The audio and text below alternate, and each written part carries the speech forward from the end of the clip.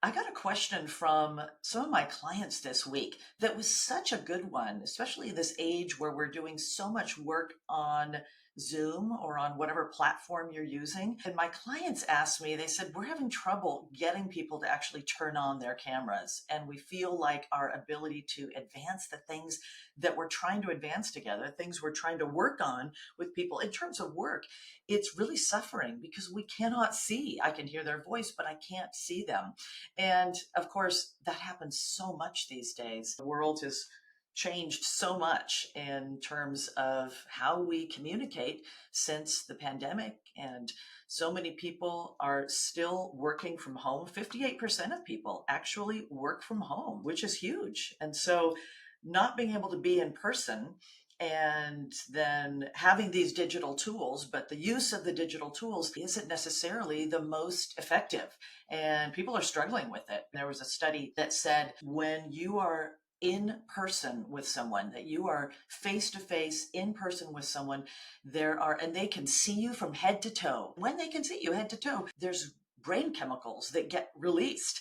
And these are positive brain chemicals. These are relationship building brain chemicals, happy, good chemicals that get released when they can see you head to toe. And they are just not present when you are not in person.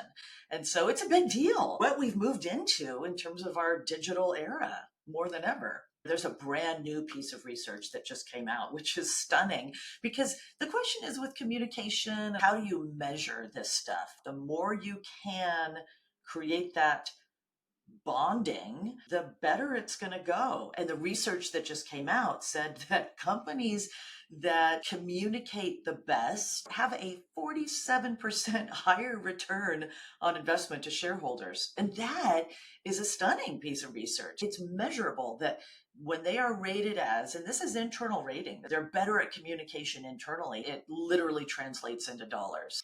And so the idea for us is, what are we allowing to be barriers to the very best communication we can have? And one of the big ones is not being able to either be in person or at least not being able to read the signals from having, I know it's just that little box, when we're turning on our cameras, but it makes a difference.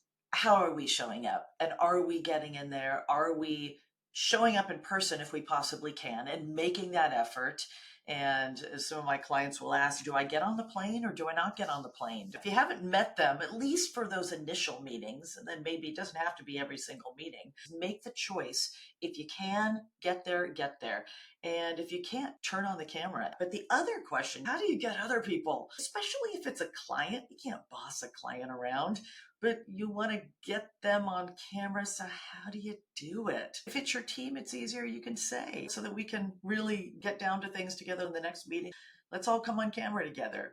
But if it's someone you can't tell what to do, people generally are open to doing something if there is a value to them in it.